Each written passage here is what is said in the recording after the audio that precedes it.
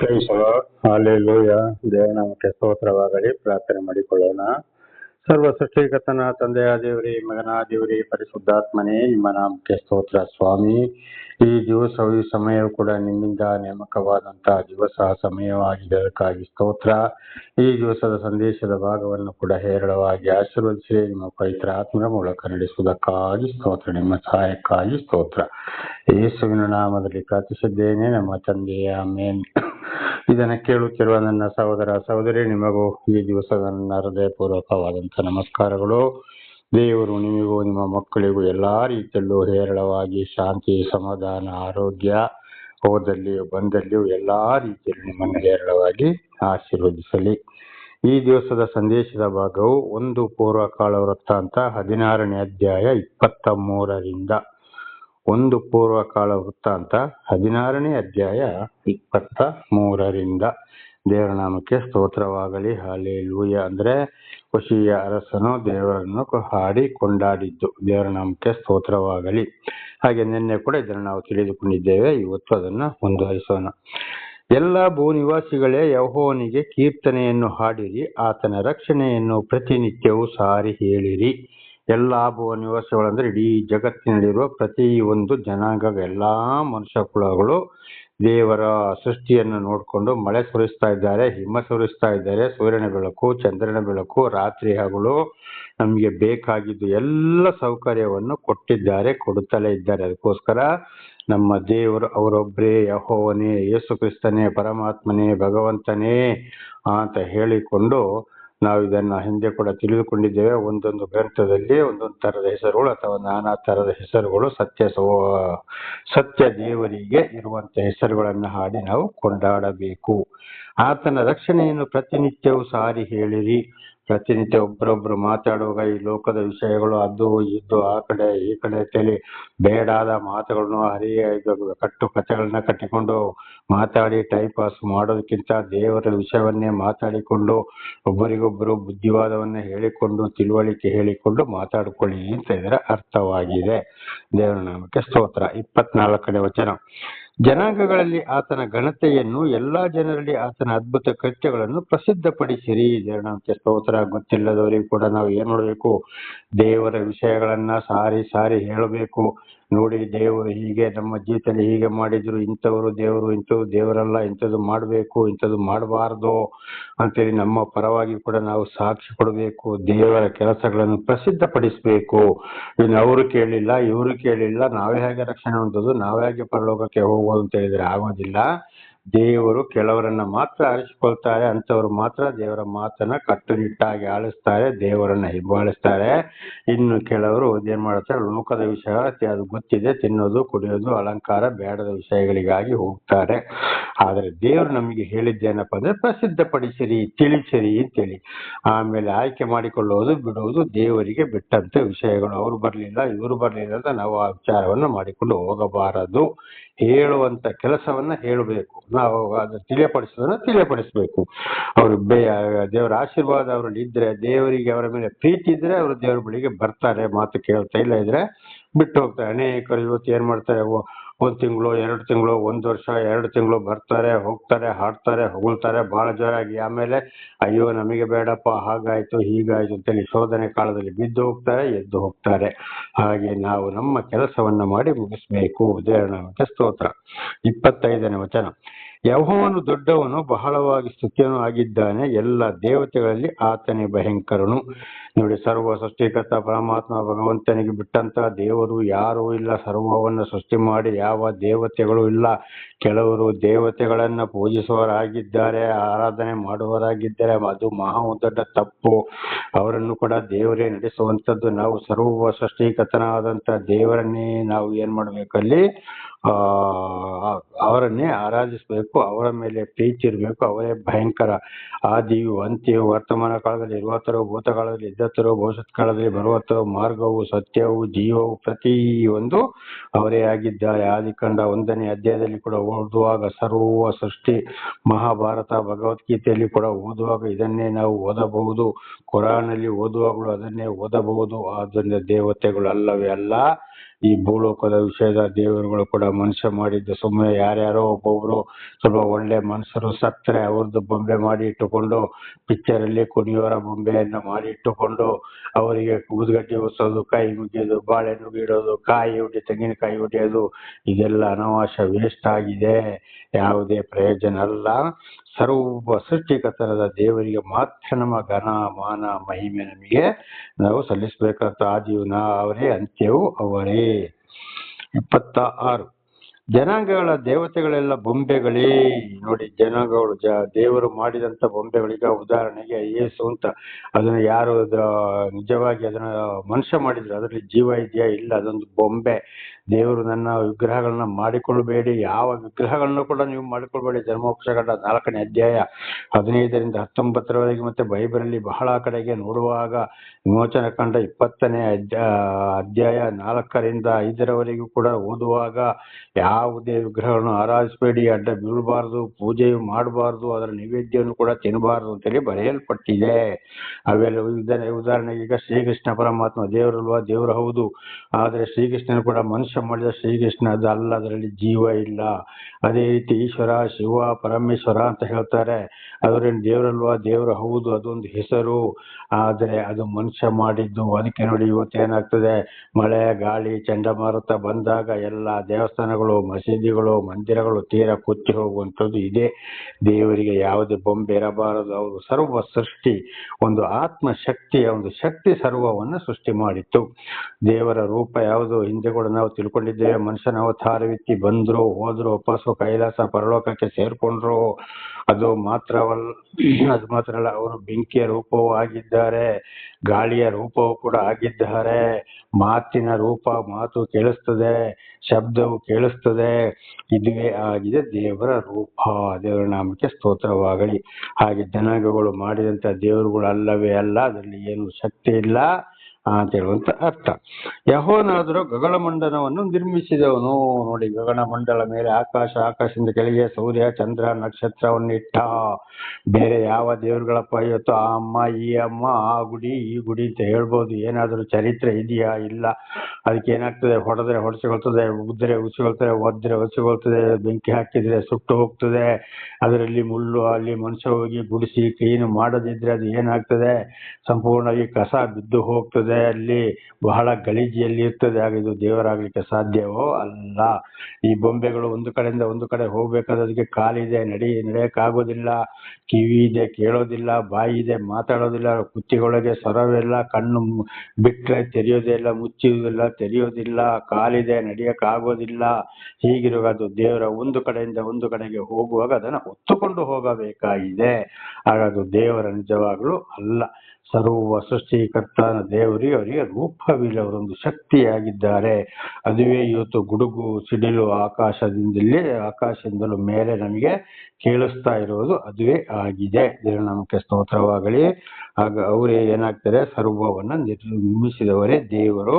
ಇದರ ದರ್ಶನವಾದವರು ಹಿಂದೆ ತಿರುಗಿ ಈ ಅದಕ್ಕೆ ದೇವರ ವಾಕ್ಯಕ್ಕೆ ವಿರುದ್ಧವಾಗಿ ಹೋಗಬಾರದು. 27 ಆತನ ಸಾನ್ನಿಧ್ಯದಲ್ಲಿ ಮಾನ ಮಹಿಮೆಗಳು, ಆತನ ಪವಿತ್ರಾಲಯದಲ್ಲಿ ಬಲ ಸಂತೋಷಗಳು ಇರುತ್ತವೆ. ಆತನ ಸಾನ್ನಿಧ್ಯ, ಮಾನ ಮಹಿಮೆ, ದೇವರ ಸಾನ್ನಿಧ್ಯ, ದೇವರ ಪ್ರೀತಿ ಎಲ್ಲಿ ಇರ್ತದೋ ಅವರಲ್ಲಿ ಘನತೆ, ಮಾನ ಮಹಿಮೆ, ಮರ್ಯಾದೆಯಲ್ಲಿ ಅವರು ಜೀವಿಸ್ತಾರೆ. ದೇವರ ಸಾನ್ನಿಧ್ಯ ಅಂದ್ರೆ ದೇವರ ಆಶೀರ್ವಾದ ಎಲ್ಲಿ ಇಲ್ವೋ ಅವ್ರು ಎಷ್ಟೇ ತಿಳಿಸಿದ್ರು ಮಾನ ಅವರಿಗೆ ಇರೋದಿಲ್ಲ, ಮಾನ ಮರ್ಯಾದೆ ಇರೋದಿಲ್ಲ, ಅವರ ಹಿಂದಿನ ಜೀವಿತ ಬಿಡುವುದಿಲ್ಲ. ದೇವರ ಆತ್ಮ ಯಾರಲ್ಲಿದೆಯೋ ಅವರು ಒಳ್ಳೆ ಘನತೆ ಗೌರವದಿಂದ ಬಾಳುತ್ತಾರೆ, ಸಂತೋಷ ಶಾಂತಿ ಸಮಾಧಾನದಿಂದ ಜೀವಿಸ್ತಾರೆ. ಆತನ ಪವಿತ್ರಾಲಯದಲ್ಲಿ ಬಲ ಸಂತೋಷಗಳು ಇರುತ್ತವೆ. ದೇವರು ಎಲ್ಲಿ ವಾಸ ಮಾಡ್ತಾರೆ, ಯಾವ ಶರೀರದಲ್ಲಿ ವಾಸ ಮಾಡ್ತಾರೋ ಅಲ್ಲಿ ಏನಾಗ್ತದೆ, ಬಹಳ ಸಂತೋಷದಿಂದ ಅವರು ತಿನ್ನಕ್ಕೆ ಎಷ್ಟು ಇರುವುದರಲ್ಲಿ ತೃಪ್ತಿ ಪಟ್ಟುಕೊಂಡು ದೇವರೇ ನಿಮಗೆ ಸ್ತೋತ್ರ ಅಂತ ಹೇಳಿ ದೇವರ ಪರವಾಗಿ ಸಾಕ್ಷಿ ಕೊಟ್ಟುಕೊಂಡು ಒಬ್ಬರಿಗೆ ಒಳ್ಳೆಯದನ್ನೇ ಮಾಡಿ ಹೋಗ್ತಾರೆ. ಅಕಸ್ಮಾತ್ ಐಶ್ವರ್ಯ ಇರ್ಬೋದು, ಇಲ್ಲದೆ ಇರ್ಬೋದು, ದೇವರ ವಾಕ್ಯ ಅವರಲ್ಲಿ ನೆಲೆಗೊಂಡಿರ್ತದೆ. ಅಂಥವರಲ್ಲಿ ದೇವರು ವಾಸವಾಗಿದ್ದಾನೆ. ಅದಕ್ಕೆ 1 ಕೊರಿಂಥ 3:16ನೇ ವಚನ, ನಿನ್ನ ದೇಹವೇ ದೇವಾಲಯಪ್ಪ ಅಂತ ಹೇಳಿದ್ದು ಅದನ್ನೇ. ದೇವರ ನಮಗೆ ಸ್ತೋತ್ರ. ಎಷ್ಟೇ ಆಸ್ತಿ ಪಾಸ್ತಿ ಇದ್ರು, ಏನೇ ಇದ್ರು, ದೇವರ ಆತ್ಮ ಇಲ್ಲದ್ರಲ್ಲಿ ಸುಖ ಶಾಂತಿ ನೆಮ್ಮದಿ ಇರೋದಿಲ್ಲ. ಹೊಡೆದಾಟ ಬಡದಾಟಗಳು, ನಾನಾ ರೀತಿಯ ಕಷ್ಟ ಸಂಕಟ ದುಃಖ ಕಣ್ಣೀರುಗಳು ಇರುತ್ತವೆ. ಅವರು ದೇವರಿಗೆ ವಿರುದ್ಧವಾಗಿ ಹೋಗುವುದಿಲ್ಲ, ಇತರರ ಮನಸ್ಸನ್ನ ನೋಯಿಸುವುದಿಲ್ಲ ಯಾವುದೇ ರೀತಿಯಲ್ಲಿ ಕೂಡ. ಹಾಗೆ ದೇವರು ಯಾರಲ್ಲಿ ಮನೆ ಮಾಡಿಕೊಂಡು ಇರ್ತಾರೋ ಅವರ ಶರೀರವೇ ಪವಿತ್ರಾಲಯ, ಅವರ ಮನಸ್ಸು ಹೃದಯ ಪವಿತ್ರಾಲಯವಾಗಿರುತ್ತದೆ. ಅವರ ಯಾವುದೇ ರೀತಿಯ ಅನ್ಯಾಯಕ್ಕೂ ದೇವರಿಗೆ ವಿರುದ್ಧವಾಗಿ ಮನುಷ್ಯರಿಗೆ ವಿರುದ್ಧವಾಗಿ ನಡೆಯುವುದಿಲ್ಲ.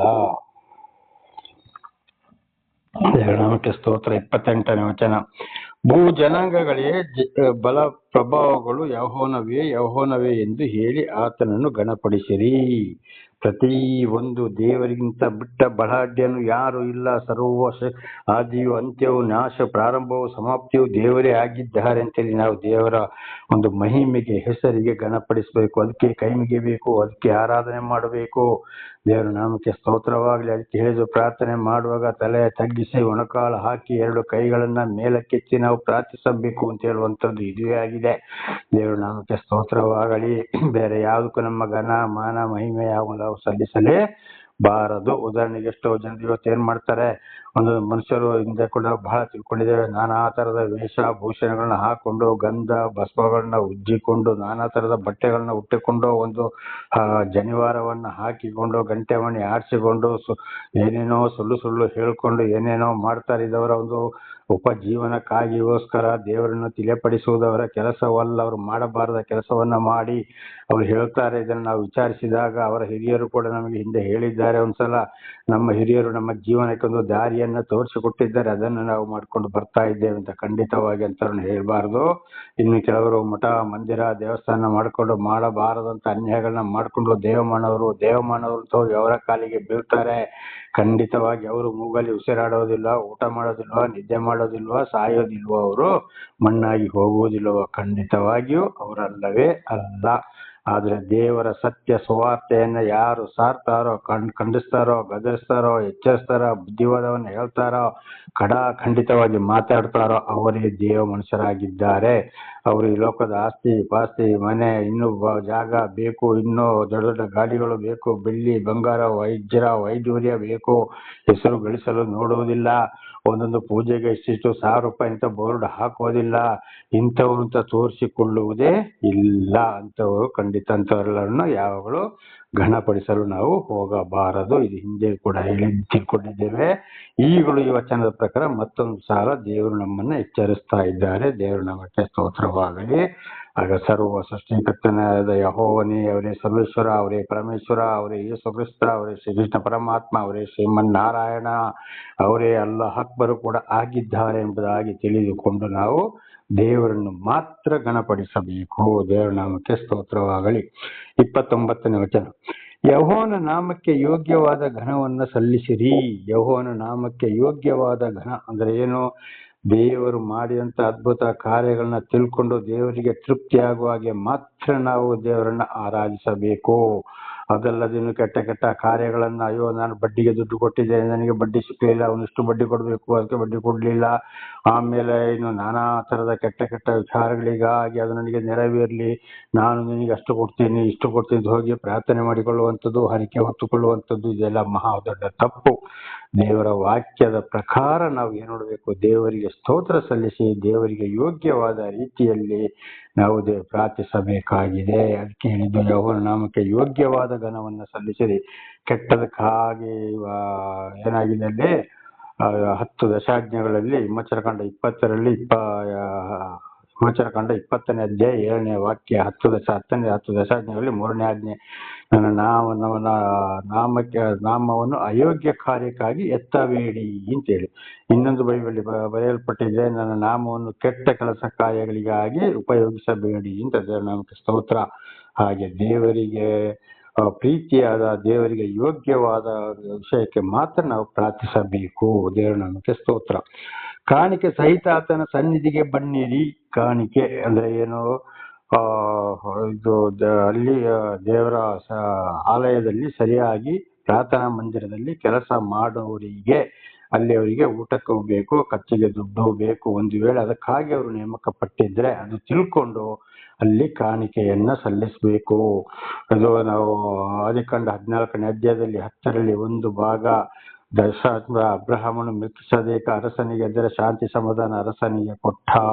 ಹಾಗೆ ಯಾಕೋಬನು ಕೂಡ ಹರಿಕೆ ಮಾಡಿಕೊಂಡ, ಆದರೆ ಅದು ಅಲ್ಲಿ ಕಡ್ಡಾಯವಾಗಿತ್ತು. ಆಮೇಲೆ ಧರ್ಮೋಪದೇಶಕಾಂಡಕ್ಕೆ ಬರುತ್ತಿದೆ, ಕಡ್ಡಾಯ ಇಲ್ಲ. 10ರಲ್ಲಿ 1 100ಕ್ಕೆ 10 ರೂಪಾಯಿ ಅಲ್ಲ, ಬೇಕಾದ್ರೆ 11, 12, 20 ಕೊಡು ಅಂದರೆ ನಿನ್ನ ಶಕ್ತಿಗೆ ಅನುಸಾರವಾಗಿ ಕೊಡಬಹುದು. ಇಲ್ಲ ಇದ್ರೆ ಅದು ಕಮ್ಮಿ ಆದರೆ ಕಮ್ಮಿ, ಏನು ಇಲ್ಲ ಅಂದ್ರೆ ಏನು ಇಲ್ಲ. ಅಂದ್ರೆ ಸುಳ್ಳು ಹೇಳಕ್ ಹೋಗಬಾರ್ದು. ಆದರೆ ಏನಿಲ್ಲ ಅಂದ್ರೆ ದೇವರಿಗೆ ಸ್ತೋತ್ರ ಸಲ್ಲಿಸುವಂಥದ್ದು. ದೇವರೆಲ್ಲವನ್ನ ನೋಡುವವನಾಗಿದ್ದಾನೆ. ಇದಾಗಿದೆ ಕಾಣಿಕೆ. ಹಾಗೆ ಕಾಣಿಕೆ ಕೊಡುವಾಗ ಅನ್ಯಾಯ ಬಡ್ಡಿ ಕೊಡುವಂಥದ್ದು, ವ್ಯಾಪಾರದಲ್ಲಿ ಪ್ರೀತ ಮೋಸ ಮಾಡುವಂಥದ್ದು, ಇನ್ನು ಕೊಲೆ ಮಾಡಿದಂಥ ದುಡ್ಡು, ವ್ಯಭಿಚಾರ ಮಾಡಿದಂಥ ದುಡ್ಡು, ಅನ್ಯಾಯ ಮಾಡಿದಂಥ ದುಡ್ಡು, ತುಂಬ ಸಂಬಳ ತಗೊಂಡು ಸರಿಯಾಗಿ ಕೆಲಸ ಮಾಡದಿರೋದು, ಕೆಲಸ ಮಾಡಿಸಿಕೊಂಡು ಸರಿಯಾಗಿ ಸಂಬಳ ಕೊಡದೇ ಇರುವಂಥದ್ದು, ಅದರಲ್ಲಿ ಸಂಪಾದನೆ ಮಾಡಿದ್ದು, ನಾನಾ ರೀತಿಯಲ್ಲಿ ಅನೇಕರು ಹಾಲಿಗೆ ನೀರು ಸೇರಿಸಿಕೊಂಡು ಹಣ ಸಂಪಾದನೆ ಕೂಡ ಮಾಡ್ತಾರೆ. ವ್ಯಾಪಾರದಲ್ಲಿ ಬಹಳ ಮೋಸ ಮಾಡ್ತಾರೆ. ಈ ರೀತಿಯೆಲ್ಲ ಮಾಡಿಕೊಂಡು ದೇವರಿಗೆ ಕಾಣಿಕೆ ಹಾಕಿದ್ರು ದೇವರ ಕಾಣಿಕೆಯನ್ನು ಸ್ವೀಕಾರ ಮಾಡುವುದಿಲ್ಲ. ಏನೂ ಆ ಪ್ರಾರ್ಥನೆಗೆ ಉತ್ತರ ಸಿಕ್ಕುವುದಿಲ್ಲ. ಇದು ಕೂಡ ದೇವರ ವಾಕ್ಯ. ಪರಮಾತ್ಮ ನನಗೆ ಪಡಿಸ್ತಾನೆ ಇದ್ದಾರೆ. ಯೋಗ್ಯವಾದ ಕಾಣಿಕೆ ಮಾತ್ರ. ಕೆಲವರು ಲಂಚ ತೆಗೆದನ್ನು ತಗೊಂಡು ಹೋಗಿ ಹಾಕ್ತಾರೆ. ಆ ರೀತಿ ಕೂಡ ಆಗಬಾರದು. ಪ್ರತಿ ಒಂದು ದೇವರ ರೀತಿ ನ್ಯಾಯದಲ್ಲಿದ್ದಂತ ಸಂಪಾದನೆ ಮಾಡಿದ್ದನ್ನು ಮಾತ್ರ ಕಾಣಿಕೆ. ಪರಿಶುದ್ಧತ್ವ ಎಂಬ ಭೂಷಣದೊಡನೆ ಯೆಹೋವನಿಗೆ ನಮಸ್ಕರಿಸಿರಿ. ನೋಡಿ, ಇಲ್ಲಿ ಏನಾಗಿದೆ? ಪರಿಶುದ್ಧತ್ವ. ದೇವರು ನಮಗೆ ದರ್ಶನ ಕೊಟ್ಟ ಮೇಲೆ, ದೇವರು ನಮ್ಮನ್ನು ಆಶೀರ್ವಾದ ಮಾಡಿದ ಮೇಲೆ, ಮಾಡ್ತಾ ಇರುವಾಗ, ದೇವರು ನಮ್ಮನ್ನು ನಡೆಸ್ತಾ ಇರುವಾಗ ನಮ್ಮನ್ನು ನಾವೇ ಪರಿಶುದ್ಧ ಮಾಡಿಕೊಂಡು, ಅಂದರೆ ದೇವರ ವಾಕ್ಯಗಳಿಗೆ, ಎಲ್ಲ ವಚನಗಳಿಗೂ 10 ದಶಾಜ್ಞೆಗಳಿಗೂ ವಿಧೇಯರಾಗಿದ್ದಾಗ ಮಾತ್ರ ನಾವು ದೇವರಿಗೆ ಏನ್ ಮಾಡ್ಬೇಕಂತೆ? ದೇವರಿಗೆ ನಮಸ್ಕಾರ ಮಾಡಬೇಕು. ಅಂಥವರ ನಮಸ್ಕಾರ ಮಾತ್ರ ದೇವರು ಆಲಿಸುವವರಾಗಿದ್ದಾರೆ. ದೇವರು ದರ್ಶನ ಕೊಟ್ಟ ಮೇಲೆ ದೇವರನ್ನು ತಿಳ್ಕೊಂಡು ಆಗ್ಲೇ ಹೇಳಿದಾಗೆ 10 ದಶಾಜ್ಞೆಗಳಿಗೆ ವಿರೋಧವಾಗಿ, ಎಲ್ಲ ವಾಕ್ಯಗಳಿಗೂ ವಿರೋಧವಾಗಿ ನಡ್ಕೊಂಡು ನಾವು ಎಷ್ಟೇ ಪ್ರಾರ್ಥನೆ ಮಾಡಿದರೂ ದೇವರ ಪ್ರಾರ್ಥನೆಯನ್ನು ಕೇಳುವುದಿಲ್ಲ, ಉತ್ತರ ಸಿಕ್ಕುವುದಿಲ್ಲ. ಬೇಡವೇ ಬೇಡ. ಇದು ಯೋಹಾನನ ಸುವಾರ್ತೆಯಲ್ಲಿ ಕೂಡ ನಾವು ಇದನ್ನು ಓದಿಕೊಳ್ಳಬಹುದು.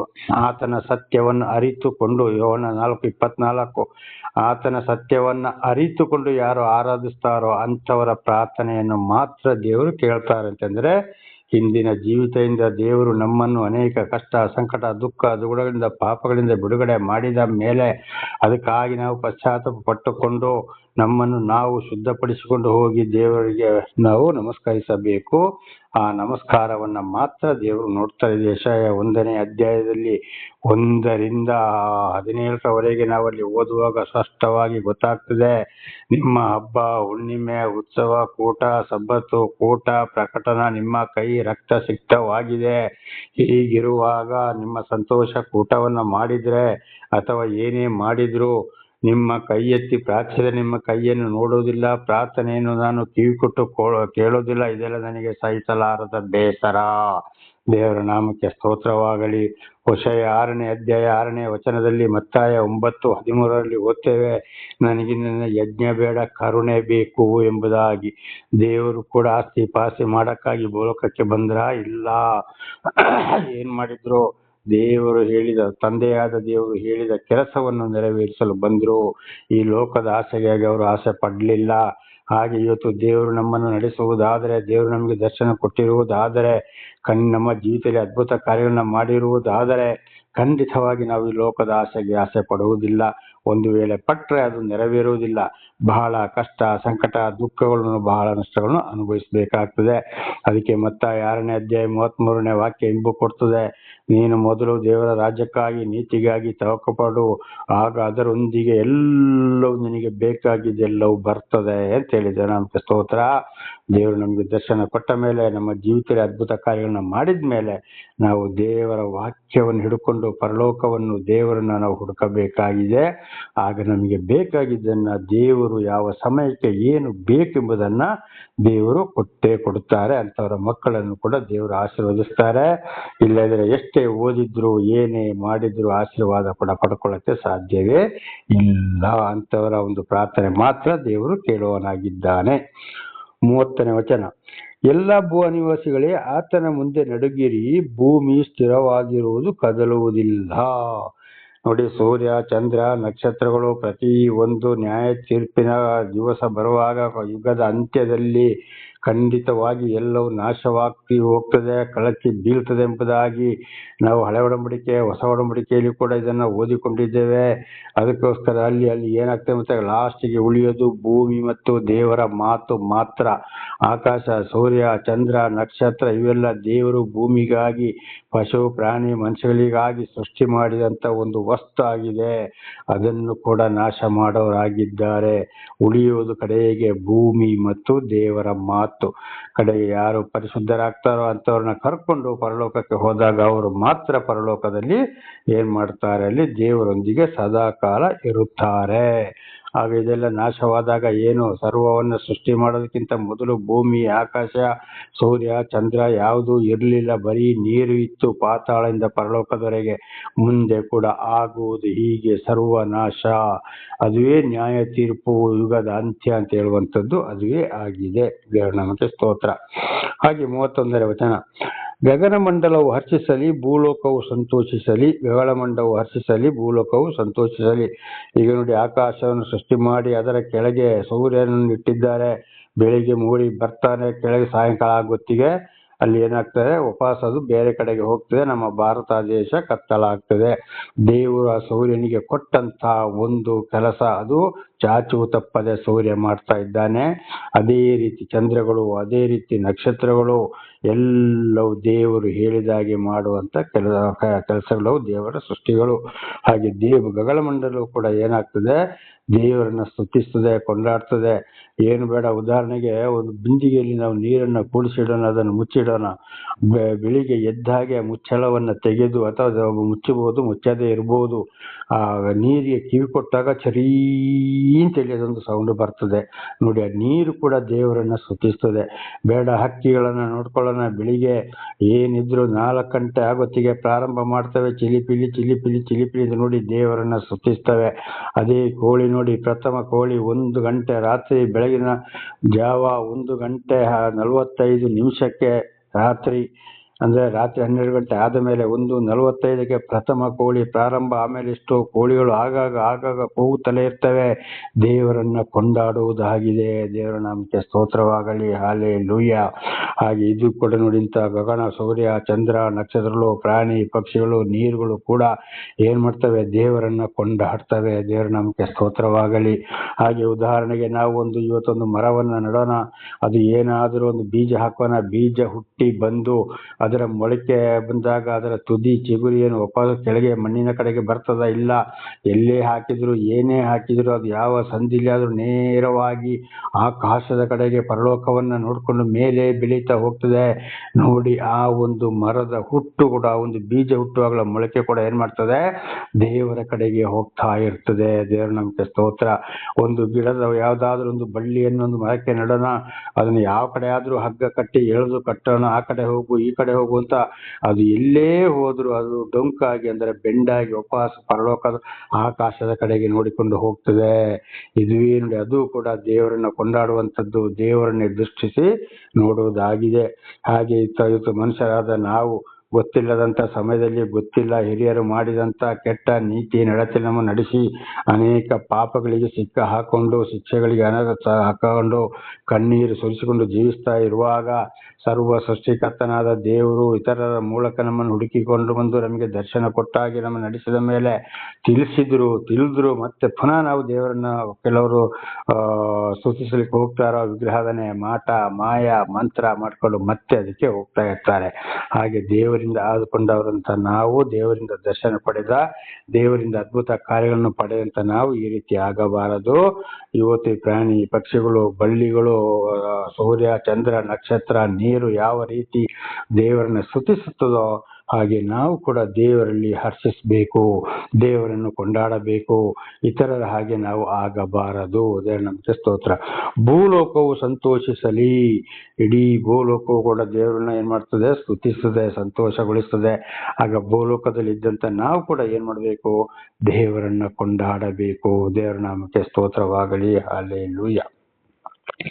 ಯೆಹೋವನು ರಾಜಾಧಿಕಾರವನ್ನು ವಹಿಸಿ ಇದ್ದಾನೆಂದು ಜನಾಂಗಗಳಲ್ಲಿ ಪ್ರಸಿದ್ಧಪಡಿಸಿರಿ. ನೋಡಿ ದೇವರಿಗೆ ಗೊತ್ತಿಲ್ಲದವರಿಗೆ ಹೇಳ್ಬೇಕಂತ ಅಕಸ್ಮಾತ್ ಸ್ವಲ್ಪ ಗೊತ್ತಿದ್ದವರಿಗೂ ಚೆನ್ನಾಗಿ ದೇವರು ಯಾರಿಗೆ ತಿಳಿಯಪಡಿಸಿದಾರೋ ಪಡಿಸ್ತಾ ಇದ್ದಾರೆ ಅವ್ರು ಏನ್ ಮಾಡ್ಬೇಕು, ಜನಾಂಗಗಳಿಗೆ ದೇವರೇ ಸರ್ವ ಅಧಿಕಾರ, ಸರ್ವವನ್ನು ಸೃಷ್ಟಿ ಮಾಡಿದ್ದು ಅವರೇ, ನಾಶ ಮಾಡಿದ್ದು ಅವರೇ, ಅವರ ಕೆಲಸ ಕಾರ್ಯಗಳು, ಮನುಷ್ಯನ ಸೃಷ್ಟಿ, ಪ್ರಾಣಿ ಪಕ್ಷಿ ಗಿಡ ಮರ ಆದಿಕಾಂಡ 1ನೇ ಅಧ್ಯಾಯದಲ್ಲಿ ಸರ್ವ ಸೃಷ್ಟಿ, ಇದನ್ನು ಪ್ರತಿ ಒಂದನ್ನು ಕೂಡ. ಆಮೇಲೆ ತಪ್ಪು ಮಾಡಿದ್ರೆ ಶಿಕ್ಷೆ, ದೇವರ ಮಾತು ಕೇಳಿದ್ರೆ ಸಂತೋಷ, ಶಾಂತಿ, ಸಮಾಧಾನ ಅಂತ ಹೇಳುವಂಥದ್ದನ್ನ ಸಂಪೂರ್ಣವಾಗಿ ಏನ್ ಮಾಡ್ಬೇಕಂತ ಹೇಳಿ ಜನಾಂಗಗಳಲ್ಲಿ ಪ್ರಸಿದ್ಧಪಡಿಸಿರಿ. ಇತರರಿಗೂ ಕೂಡ ನಾವು ತಿಳಿಯಪಡಿಸುವುದು ನಮ್ಮ ಕೆಲಸವಾಗಿದೆ. ಅವರು ಕೇಳಲಿಲ್ಲ ಬರಲಿಲ್ಲ, ಅವರು ಹಾಗೆ ಹೀಗೆ ಕೇಳಿದ್ರೆ ಕೇಳಲಿ, ಬಿಟ್ರೆ ಬಿಡ್ಲಿ, ಅವಕಾಶ ಸಿಕ್ಕುವಾಗ ನಾವು ಅವರಿಗೆ ಅದನ್ನು ತಿಳಿಯಪಡಿಸುವುದಕ್ಕೋಸ್ಕರ ದೇವರು ನಮ್ಮನ್ನು ಪ್ರೀತಿಯಿಂದ ಆರಿಸಿಕೊಂಡಿರುವುದು. ಆಗ ನಾವು ದೇವರ ಸಾಕ್ಷಿಯಾಗಿ ಜೀವಿಸಬೇಕು ಅಂತ ಇದರ ಅರ್ಥ. 32ನೇ ವಚನ, ಭೂನಿವಾಸಿಗಳಿಗೆ ನ್ಯಾಯ ತೀರಿಸುವುದಕ್ಕೆ ಬರುವ ಯೆಹೋವನ ಮುಂದೆ ಸಮುದ್ರವು ಅದರಲ್ಲಿರುವುದೆಲ್ಲವೂ ಘೋಷಿಸಲಿ. ದೇವರ ಸ್ತೋತ್ರವಾಗಲಿ. ನೋಡಿ, ಸಮುದ್ರದಲ್ಲಿರುವಂತ ಪ್ರತಿಯೊಂದು ಪ್ರಾಣಿ ಕೂಡ ದೇವರನ್ನ ಕೊಂಡಾಡಬೇಕು, ಆರಾಧಿಸಬೇಕಂತೆ. ಹಾಗೆ ನ್ಯಾಯ ತೀರ್ಸಿಗೆ ಬರುವ ಕೊನೆಯ ಯುಗದ ಅಂತ್ಯದಲ್ಲಿ ಕೊಡಿದ ಪ್ರಕಟಣೆ ಗ್ರಂಥದಲ್ಲಿ ಕಡೆಗೆ ನಾವು ಅಲ್ಲೆಲ್ಲಿ ಬೈಬಲ್ ನೋಡ್ತೇವೆ, ಕೊನೆಯ ದಿವಸದಲ್ಲಿ ದೇವರು ಏನ್ ಮಾಡ್ತಾನೆ, ಲಕ್ಷ ದೇವದೂತರೊಂದಿಗೆ ಪರಲೋಕದಿಂದ ಅಂದ್ರೆ ವೈಕುಂಠದ ಭೂಲೋಕಕ್ಕೆ ನ್ಯಾಯ ತೀರ್ಪಿಗಾಗಿ ದೇವರು ಬರ್ತಾರೆ. ಆಗ ಎಲ್ಲವೂ ಭೂ ನಿವಾಸಿಗಳಿಗೆ ನ್ಯಾಯ ತೀರಿಸೋಕೆ ಬರುವ ಯೆಹೋವನ ಮುಂದೆ, ಭೂ ನಿವಾಸಿಗಳು ಅಂದ್ರೆ ಮನುಷ್ಯರಿಗೆ, ಪಶು ಪ್ರಾಣಿ ಗಿಡ ಮರಗಳಿಗೆಲ್ಲ ಮನುಷ್ಯರಿಗೆ ನ್ಯಾಯ ತೀರ್ಸಕ್ಕೆ ಮಾತ್ರ ಬರುವುದು, ಯಾರು ಸ್ವರ್ಗಕ್ಕೆ ಯಾರು ನರಕಕ್ಕೆ ಎಂಬುದಾಗಿ. ಆಗ ಎಲ್ಲವೂ ಕೂಡ ದೇವರನ್ನ ಅದೇನ್ ಮಾಡ್ಬೇಕಂತೆ, ಪೋಷಿಸಲಿ. ಸಮುದ್ರವು ಅದರಲ್ಲಿರುವುದೆಲ್ಲವೂ ಪೋಷಿಸಲಿ. ನಮಗೆ ಸ್ತೋತ್ರವಾಗಲಿ. ಅವು ಕೂಡ ದೇವರನ್ನ ಕೊಂಡಾಡ್ತೇವೆ. ಇದರಲ್ಲಿ ದೇವರ ಸೃಷ್ಟಿಯಲ್ಲಿ ಶ್ರೇಷ್ಠವಾದ ಸೃಷ್ಟಿ ಮನುಷ್ಯ. ವಿಶೇಷವಾದ ಜ್ಞಾನ ಇಲ್ಲದವರಿಗೆ ಹುಚ್ಚರು ಅಂತ ಹೇಳ್ತಾರೆ. ಅವರು ಜ್ಞಾನ ಕೊಟ್ಟಂತ ಮನುಷ್ಯರು, ಜ್ಞಾನ ಇರುವಂತ ಮನುಷ್ಯರು ಖಂಡಿತವಾಗಿ ದೇವರನ್ನ ಸ್ತುತಿಸಬೇಕು, ಕೊಂಡಾಡಬೇಕು. ಕೆಲವರು ಹೇಳ್ತಾರೆ, ಅಯ್ಯೋ ನನ್ನ ತಂದೆ ತಾಯಿ ಓದಿಸಿದ್ರು, ನಾನು ಓದಿದೆ, ನಾನು IAS ಆದೆ, ನಾನು IPS ಆದೆ, ನಾನು ಅಲ್ಲಿಗೆ ಹೋದೆ, ನಾನು ಇಲ್ಲಿಗೆ ಹೋದೆ. ದೇವರ ಒಂದು ಆಶೀರ್ವಾದ ಇಲ್ಲದ್ರೆ ಎಷ್ಟೇ ಓದ್ಬೇಕಾದ್ರೂ ಏನೇ ಮಾಡ್ಬೇಕಾದ್ರೂ ಏನ್ ಬೇಕು ಮನುಷ್ಯನಿಗೆ ಜ್ಞಾನ. ಆ ಜ್ಞಾನ ಯಾರು ಕೊಡುವಂತವ್ರು? ದೇವರೇ ಕೊಡುವಂತವ್ರು. ಇದು ಜ್ಞಾನೋಕ್ತಿ ಗ್ರಂಥಗಳಲ್ಲಿ ಜ್ಞಾನಿ ಸೊಲೊಮೋನ್ ಅಂದ್ರೆ ದೇವರಿಂದ ಆಶೀರ್ವಾದ ಪಡೆದವನು ಅಂತ ಅರ್ಥ. ಜ್ಞಾನಿ ಸೊಲೊಮೋನರು ಹೇಳಿದ್ದಾರೆ, ಯೆಹೋವನ ಬಯಕೆ ಜ್ಞಾನಕ್ಕೆ ಕಾರಣ, ದೇವರಿಂದಲೇ ಜ್ಞಾನವು ಬರುವುದು ಎಂಬುದಾಗಿ. ಆಗ ಇಲ್ಲೆಲ್ಲ ಓದ್ಲಿಕ್ಕೆ ಪಾಸ್ ಆಗೋದಕ್ಕೆ ಕಾರಣ ದೇವರು ಕೊಟ್ಟ ಜ್ಞಾನ. ಜ್ಞಾನ ಇಲ್ಲದಿದ್ದರೆ ಏನಾಗ್ತಾರೆ, ಅವರು ಹುಚ್ಚರಾಗಿರ್ತಾರೆ. ಹಾಗಿರುವಾಗ ಎಷ್ಟೇ ಓದ್ರಿ, ಏನೇ ಮಾಡ್ಲಿ, ಎಷ್ಟು ದೊಡ್ಡ ಅಧಿಕಾರಿ ಆಗಿರ್ಲಿ, ಖಂಡಿತವಾಗಿ ಏನ್ ಮಾಡ್ಬೇಕು, ದೇವರನ್ನ ಸ್ತುತಿಸಬೇಕು, ಕೊಂಡಾಡಬೇಕು. ಈ ಜ್ಞಾನ ಎಲ್ಲರಿಗೂ ಇಲ್ಲ. ದೇವರು ಜ್ಞಾನವನ್ನು ಯಾರಿಗೆ ತಿಳಿಯಪಡಿಸಿಕೊಂಡು ಬರ್ತಾರೋ, ಪಡಿಸ್ತಾ ಇದ್ದಾರೋ ಅವರು ಈ ಕಾರ್ಯವನ್ನು ಮಾಡಲೇಬೇಕು. ಒಂದು ವಿಜ್ಞಾನಿಗಳೇ ಆಗಿರ್ಬೋದು, ಯಾರೇ ಆಗಿರ್ಬೋದು, ಮನುಕುಲ ದೇವರ ನಾಮಕ್ಕೆ ಸ್ತೋತ್ರವಾಗಲಿ. 33ನೇ ವಚನ, ಹೊಲಗಳು ಅವುಗಳ ಪೈರುಗಳು ಉಲ್ಲಾಸಿಸಲಿ. ನೋಡಿ, ಹೊಲದಲ್ಲಿರುವಂತಹ ಪೈರುಗಳು ಆಗಲೇ ಹೇಳಿದಾಗ ಒಂದು ಬೀಜ ಹಾಕಿ ಅದು ಮೊಳಕೆ ಬರುವಾಗಲೂ ಪರಲೋಕದ ಕಡೆಗೆ ಹೋಗ್ತದೆ. ಅವು ಕೂಡ ದೇವರನ್ನ ಕೊಂಡಾಡ್ತವೆ. ದೇವರ ನಾಮಕ್ಕೆ ಸ್ತೋತ್ರವಾಗಲಿ. ಮತ್ತು ವನದ ಮರಗಳು ಉತ್ಸಾಹ ಧ್ವನಿ ಮಾಡಲಿ. ಕಾಡಿನಲ್ಲಿರುವ ಮರಗಳು ಕೂಡ ಏನಾಗ್ತವೆ, ದೇವರನ್ನ ಕೊಂಡಾಡ್ತಾವಂತೆ. ದೇವರ ನಾಮಕ್ಕೆ ಸ್ತೋತ್ರ. ಆದ್ರೆ ಇವತ್ತು ನಮ್ಮ ಭೂಲೋಕಕ್ಕೆ ದೊಡ್ಡ ಒಂದು ಮಾರಕವಾದ ಶಿಕ್ಷೆ ಬಂದಿರೋದು. ಇಡೀ ಮರ ಕಾಡುಗಳನ್ನು ಕಡಿದು ನಾಶ ಮಾಡುವುದು, ದೊಡ್ಡ ದೊಡ್ಡ ಮನೆ ಕಟ್ಟಲಿಕ್ಕೆ, ಬಿಲ್ಡಿಂಗ್ ಕಟ್ಟಲಿಕ್ಕೆ, ಲಾಡ್ಜ್ ಕಟ್ಟಲಿಕ್ಕೆ, ಏನೇನು ಫ್ಯಾಕ್ಟ್ರಿಗಳನ್ನ ಮಾಡಕ್ಕೆ ಇಡೀ ಭೂಲೋಕದಲ್ಲಿದ್ದಂತಹ ಮರಗಳನ್ನ ತೀರಾ ನಾಶ ಮಾಡಿ ದೇವರ ಕಾಡನ್ನ ಸೃಷ್ಟಿಯನ್ನ ನಾಶ ಮಾಡಿದ್ರಿಂದ ಇವತ್ತು ಮಳೆ ಗಾಳಿಗಳು ಸರಿ ಇಲ್ಲ, ಹವಾಮಾನಗಳು ಸರಿ ಇಲ್ಲ. ಅದರಿಂದ ನಾನಾ ರೀತಿ ಕಷ್ಟ, ಸಂಕಟ, ದುಃಖಗಳು, ಬಿಸಿಲಿನ ತಾಪಗಳು, ಸೆಕೆಗಳು, ನಾನಾ ತರದ ಕಾಯಿಲೆಗಳು ಬರಕ್ಕೆ ಕಾರಣ. ಆದಿಕಾಂಡ 1ನೇ ಅಧ್ಯಾಯದಲ್ಲಿ ನೋಡುವಾಗ ದೇವರು ಆದಿ ಮಾನವ ಆದಾಮನನ್ನು ತಗೊಂಡು ಏದೇನು ತೋಟಕ್ಕೆ ಪರಿಶುದ್ಧವಾದ ಭೂಮಿಯಲ್ಲಿ ಕಾಡಲ್ಲಿ ಬಿಟ್ಟು ಏನ್ ಹೇಳಿದ್ರು, ನೀನು ಇದನ್ನು ಕಾಯಿ ಅಂತ ಹೇಳಿದ್ರು ಅಷ್ಟೇ, ನಾಶ ಮಾಡಬೇಡ ಅಂತ.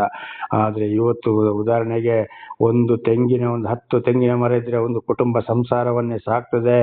ಇವತ್ತು ಅಂತ ತೆಂಗಿನ ಮರಗಳನ್ನ ಕಡಿದು ಸಂಪೂರ್ಣವಾಗಿ ಲಾಡ್ಜು, ಹೋಮ್ ಸ್ಟೇ, ಅದು ಇದು ಮಾಡಿ ನಾನಾ ತರದ ಹಣ ಸಂಪಾದನೆಗೆ, ಮಣ್ಣನ್ನ ಇಟ್ಟಿಗೆ ಅದು ಇಂತ ಮಾಡಿಕೊಂಡು ಮಾರಾಟ ಮಾಡುವವರಾಗಿದ್ದಾರೆ. ಸಂಪೂರ್ಣವಾಗಿ ಭೂಮಿಯನ್ನ ಕೆಡಿಸಿಬಿಟ್ಟಿದ್ದಾರೆ. ದೇವರು ಸೃಷ್ಟಿ ಮಾಡಿದ ಭೂಮಿಯಲ್ಲಿ ನಡೆಯಬಾರದ ಅನಾಚಾರಗಳು ನಡೆದು ಹೋಗ್ತಾ ಇವೆ. ಆದ್ರಿಂದ ಇವತ್ತು ಭೂಲೋಕಕ್ಕೆ ಇಂಥ ಕಷ್ಟ, ಸಂಕಟ, ದುಃಖಗಳು ಒಂದೊಂದು ಮನೆಯಲ್ಲಿ ಕೂಡ ಅದುವೇ ನಡೀತಾ. ಆದ್ದರಿಂದಲೇ ಏನೇ ಆದರೂ ಕಷ್ಟ, ಸಂಕಟ, ದುಃಖ, ಕಣ್ಣೀರು ತಪ್ಪಲಿಕ್ಕೆ ಕಾರಣನೇ ಇಲ್ಲ. ಇದುವೇ ಆಗಿದೆ. ವನದ ಮರಗಳು ಉತ್ಸಾಹದನಿ ಮಾಡಲಿ.